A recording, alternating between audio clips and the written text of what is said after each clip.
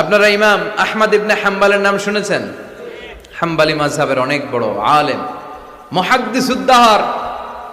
ওনার বিখ্যাত হাদিসের গ্রন্থ মুসনাদ আহমদ ইবনে হাম্বাল একক হাদিসের গ্রন্থ হিসেবে পৃথিবীর সবচাইতে বড় হাদিসের কিতাব। প্রায় 40,000-এর মতো হাদিসের কম্পাইলেশন আছে এখানে। সুবহানাল্লাহ পড়েন। এই মুহাদ্দিস ওনার শেষ জীবনে সব সময় হাদিস লেখা, হাদিস মুখস্থ, হাদিস সংগ্রহের কাজে ব্যয় করেছেন। লম্বা লম্বা সফর করতেন, দেশ থেকে দেশ, দেশান্তরে, এক দেশ থেকে আরেক দেশে তিনি সফরে যেতেন। ওনার সফরের ঘটনায় পাওয়া যায় উনি এক শীতের সিজনে হাদিস সংগ্রহের কাজে সফরে বেরিয়েছেন। প্রচন্ড শীত। উনি এক মসজিদে ঢুকে মাগরিবের নামাজ পড়লেন, এশার সালাত আদায় করলেন। এরপরে ভাবলেন বাইরে এত শীত, যাওয়ার তো জায়গা নাই, এক কাজ করি মসজিদেই ইবাদত করে আর হাদিস পড়ে পড়ে কাটাই, ফজরের সালাত জামাতে পড়ে তারপরে বেরোবো। উনি ব্যাগ থেকে কাঁথা বের করে হাদিসের কিতাব নিয়ে পড়তে লাগলেন। কিন্তু মসজিদের দারোয়ান এসে বলে, উখরুজ মিনাল মসজিদ ইয়া শেখ, এই বুড়া মসজিদ থেকে বেরো। চিনে নাই, উনি যে এত বড় আলেমে দ্বীন মুহাদ্দিস, চিনতে পারে নাই। ইমাম আহমদ ইবনে হাম্বাল বললেন, বাবা বাইরে শীত, আমি কই যাব? আমি মুসাফির মানুষ, আমি এই মসজিদে ফজরের সালাতও পড়ব, জামাতে পড়ে তারপরে বেরোবো, রাতটা আমারে থাকতে দাও। মসজিদের দারোয়ান বলে, না মসজিদে থাকা যাবে না, বের হন। ভালো কথায় বের না হইলে ঘাড় ধাক্কা দিয়ে বের করে দেন। কি আর করা, উনি ব্যাগ নিয়ে বের হয়ে গেলেন। শীতে কাঁপছেন। হাঁটতে হাঁটতে হাঁটতে হাঁটতে বাইরে দেখলেন যে একটা বাজার। ওই বাজারে এক যুবক রুটি বানায়, সাজ রুটি বিক্রেতা যুবক। তিনি রুটি বিক্রেতার কাছে যেয়ে সালাম দিলেন, আসসালামু আলাইকুম। যুবক বলে, ওয়া আলাইকুম আসসালাম। আহমদ ইবনে হাম্বাল বলল, বাবা আমি তোমার রুটির দোকানের পাশে বসে রাতটা কাটাতে চাই, আর তোমার এই চুলা থেকে আগুন পোহাতে চাই, যদি তুমি অনুমতি দাও।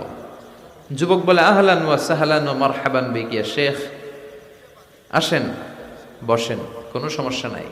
আপনি চুলা থেকে আগুন পোহাবেন, এতে আমার ক্ষতি কি? আলহামদুলিল্লাহ পড়েন। আহমদ ইবনে হাম্বাল খুশি হয়ে গেলেন। উনি বসলেন, উনি তাপ নিচ্ছেন, আগুন পোহাচ্ছেন, আর দেখতে পাচ্ছেন যুবকটা বারবার পড়ছে আস্তাগফিরুল্লাহ। যুবকটা বারবার কি পড়ছে? আস্তাগফিরুল্লাহ। রুটি বানায় আর পড়ে আস্তাগফিরুল্লাহ। রুটি চুলায় দেয়, পড়ে আস্তাগফিরুল্লাহ। কেউ রুটি কিনতে আসলে তার কাছে রুটি তুলে দেয়, পড়ে আস্তাগফিরুল্লাহ। টাকা নিয়ে ক্যাশ বক্সে ঢুকায়, আর কি পড়ে? আবার রুটি বানাতে শুরু করে, আর কি পড়ে? ইমাম আহমদ ইবনে হাম্বাল তার এই দৃশ্যটা দেখে অবাক হলেন। তিনি প্রশ্ন করলেন, যুবক, মা লাকা ইয়া শাব দাইমান তাকরাউনা আস্তাগফিরুল্লাহ। হে যুবক, কি হলো তোমার? আসার পর থেকেই দেখতেছিস তুমি খালি পড়ো আস্তাগফিরুল্লাহ, খালি পড়ো আস্তাগফিরুল্লাহ, কেন? যুবক বলে, এই ইবাদত করে, এই ইস্তিগফারের সাথে সব সময় লেগে থাকার কারণে আমি অনেক কিছু পেয়েছি। কি পেয়েছো? সে বলতে শুরু করলো, আমি মুস্তাজাবুদ দাওয়া হয়ে গিয়েছি। মুস্তাজাবুদ দাওয়া মানে এমন লোক, যে লোক দোয়া করতে দেরি, ওই দোয়াটা কবুল হতে দেরি হয় না।